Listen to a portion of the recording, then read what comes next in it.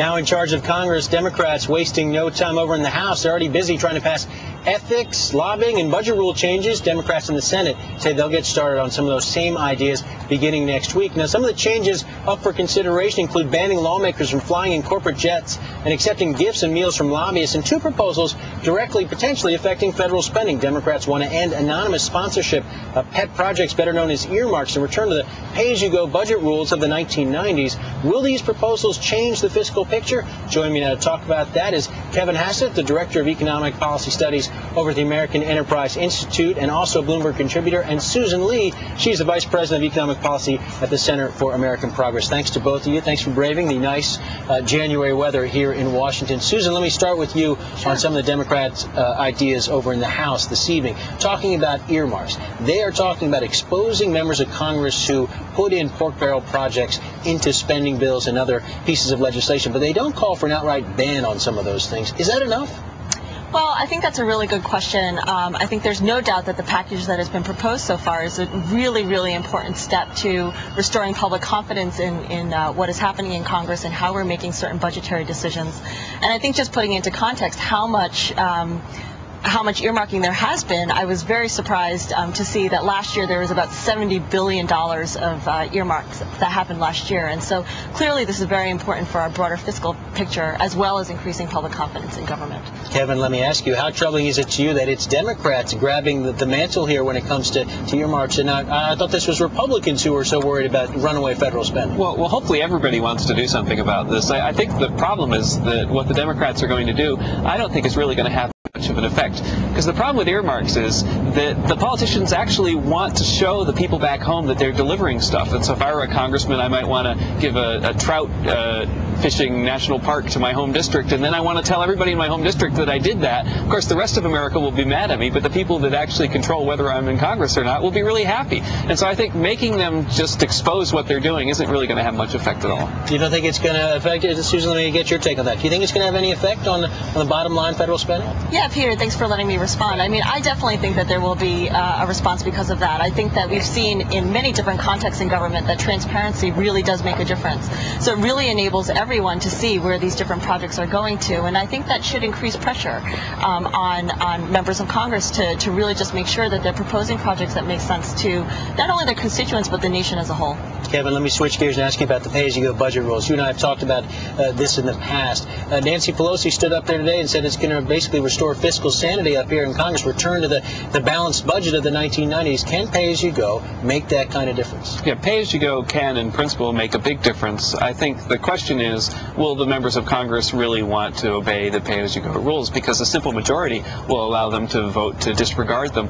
And there are already signs that the Democrats are playing that game. That today the incoming House Democratic Budget Committee chairman said that, well, we'll probably exclude the alternative minimum tax fix that we'll have to do from the pay-go rules. That, of course, is the biggest challenge they have this year, is fixing the $50 billion AMT problem. And to say that they're not going to apply their new rule to that before they even adopt the rule suggests that they're going to play the same kind of hijinks with this pay-go rule that other politicians have in the past. Are Democrats, Susan, going to have exceptions to pay-as-you-go? Well, I think we'll have to see what happens. I think that congressional leaders are taking an incredible step forward, I think similar to what we just talked about with the lobbying package, in passing a pay-go rule and articulating that as a very important principle by which budgetary decisions need to be made. I think in a context where we have a $250 billion deficit, it's absolutely important for us to have the types of measures that will ensure good cost-benefit analysis and making sure we have robust debate about every new spending measure that's proposed. The president himself weighed in on this debate, Kevin, this week. He said he's going to produce a budget proposal next month that's going to balance the budget by 2012. As we sit here and see Democrats now in charge of the House and the Senate, what's the realistic possibility that we're going to see a balanced budget by 2012? Oh, I think it's actually pretty likely. The fact is that the economy's been doing well. The revenues have been going up. Revenue revisions tend to be positively correlated. Since we had some positive ones recently, we'll get more positive ones in the future. It doesn't take much to balance the budget by 2012. In fact, I think the president's statement was pretty darn disappointing, because what he should have done is said that I'll balance the budget by 2008. 2008. Susan, your take, 2012, is that realistic? Well, I think we'll have to see. I think I might just borrow a phrase from Jerry Maguire where Cuba Gooding said, show me the money, and I think in this case it's show us the budget. I mean, I think we'll really have to see what kinds of assumptions are behind some of the projections and see if we can really get to a balanced budget. I think it's something that we would love to see, but I think it will be tough given a lot of the projections for future spending. And certainly, I think one thing that plays into all of this is just how the war in Iraq will figure into spending over the next couple of years. Let's talk about the first item on the Democrats' 100-hour legislative blitz that begins on Tuesday. Kevin, raising the minimum wage. Is that going to have any effect on the U.S. economy? Yeah, it'll have a small negative effect on the U.S. economy. What will happen will be that a whole bunch of people who work at low wages currently will see a slight, or perhaps even like $1.50 increase in their wage, and then some people will lose their jobs and they'll be a lot worse off. I think it's generally a bad idea for the government to go around setting the prices of things. I think that the best minimum wage is zero. We should let the market decide what people's wages are. But there's no way that anyone's going to get between the minimum wage and law right now. The president has already said he's going to sign it, and I don't think there's any Republican around anywhere up on this hill that's, once the president says he's going to sign it, is going to bother trying to stop it. Susan, your take, the economic impact of raising the minimum wage? Yeah, I think contrary to Kevin, I think the reason why there seems to be a lot of momentum behind the minimum wage is because people think it makes a lot of sense. So I think if we look at the fact that 29 states over the last 10 years have actually gotten ahead of the federal government and said, we're going to raise the minimum wage for workers in our states, is because it makes sense.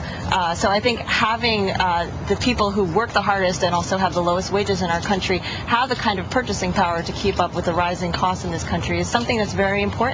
It will stimulate consumption. It will actually encourage people to be in an economic condition where they can take risks, where they can make investments, where they can actually save money, and that's actually good for the country. I think it's good for the economy. It's good for our sense of equity. It's good for our social fabric.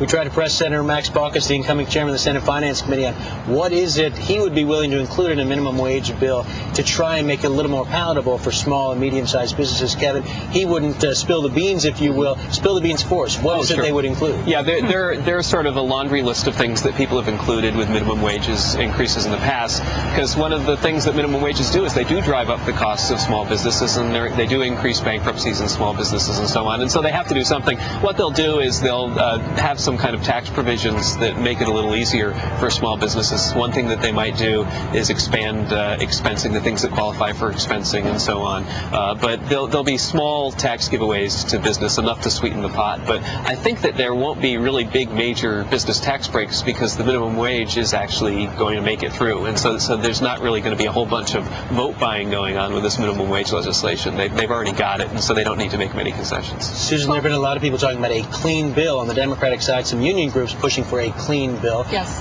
Again, what happens if something does get attached that would help small businesses? Yes, I mean, we'll have to see. I think that will be something that we'll have to work out in committee. I think it seems like congressional leaders now are very much concerted on having bicameral legislation that is reconciled, and so we'll have to see what comes out. I think I just wanted to comment on what Kevin was saying, which was that there's actually quite a bit of evidence to show that an increase in the minimum wage that is modest and in line with what price inflation has been doing, and which is also kind of phased over time, which is how this proposal goes, is actually good for small businesses. So I think when you look at states that have actually raised their minimum wage over the last 10 years versus states that haven't raised their minimum wages over the last 10 years, you see that actually those states who have raised it have had greater small business creation on net. All right. Susan Lee, Kevin Hesse, thanks to both of you. The minimum wage is a starting point for a lot of discussion in the 110th Congress. We'll be back.